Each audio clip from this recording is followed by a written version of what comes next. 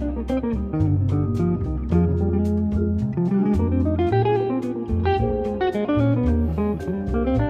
is up guys, it's me Lance, your dog trainer, back at it again for another dog training video. So ngayon, ang ipapakita natin is kung paano gamitin yung prong collar. Okay, brief introduction sa prong collars. Ang prong collar ay ginagamit bilang isang training tool.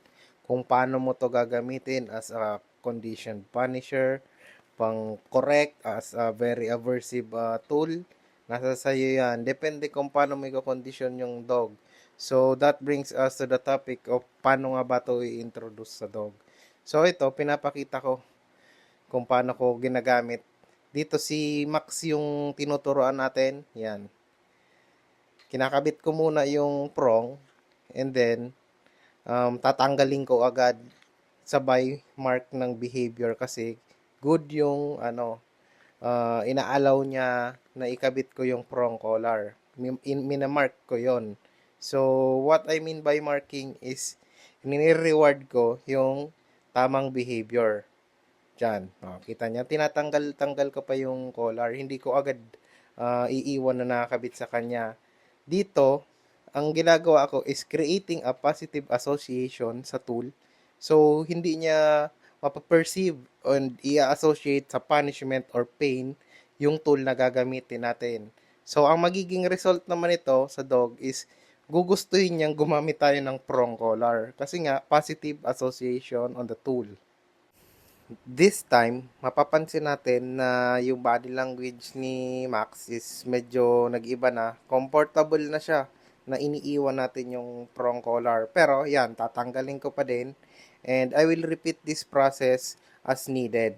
So, hanggang pumapalag si Max or medyo stiff yung body language niya sa paningin ko, is uulit-ulitin ko lang yung cycle na tatanggalin ko, pagkakabit, then imamark ko pag inalaw niyang ikabit, then ulit-ulit lang yon.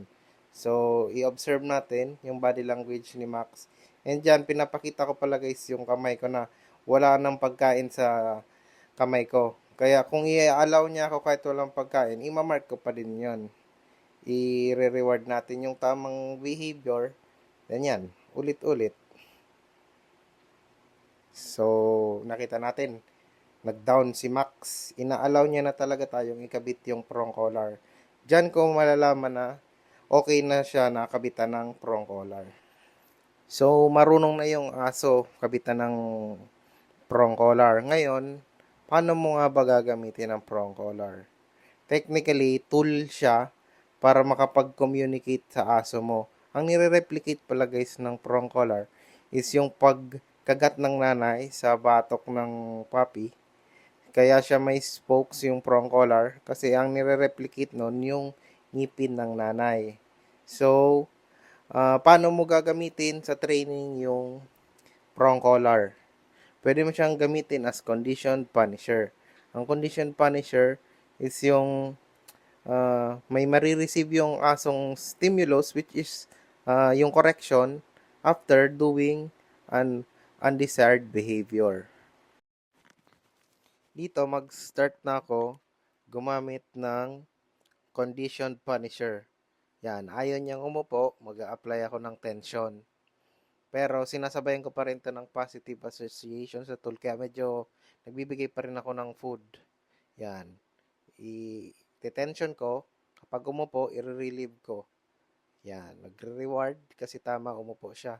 Yun na guys yung application ng condition punisher sa prong collars. Maraming way ng pag-build ng conditioned behavior like yung sit, yung down. Pero dito, since alam na ni Max yung sit and down and yung mga basic, and tinuturuan lang naman natin siya ng paggamit ng prong or kung paano mag-respond sa stimulus ng prong collar, kaya kino-continue ko yung using the prong collar as a conditioned punisher. So, ulitin natin. Pag, yan, di ba? Nagsisit na guys. Unnecessary na gumamit ng conditioned punisher using the prong. In teaching new behaviors guys, kung magtuturo ka ng sit, ng down, mas maganda pa rin talaga na gumamit ka ng positive reinforcement approach. Yun yung gagamit ka ng toy, ng food, para ma-encourage siya, umupo yung aso or mag-down or kung ano man na behavior na gusto nating matutunan ng aso. Pero always remember guys na may oras for positive reinforcement and may oras for balance training or yung mga corrections. Kasi hindi naman lahat ng behavior is ma-build mo using positive reinforcement or ma-discourage mo using positive reinforcement. So ito guys, ang practical example ng isang dog na in-applyan ng balance training. So kung alam mo kung kailan ka gagamit ng positive reinforcement or kailan ka gagamit ng balance training, which is yung may nag-apply ka ng corrections, ito yung mangyayari sa aso mo. Magiging reliable siya and very obedient. So magiging safe siya around other dogs and other people and magiging kampante ka.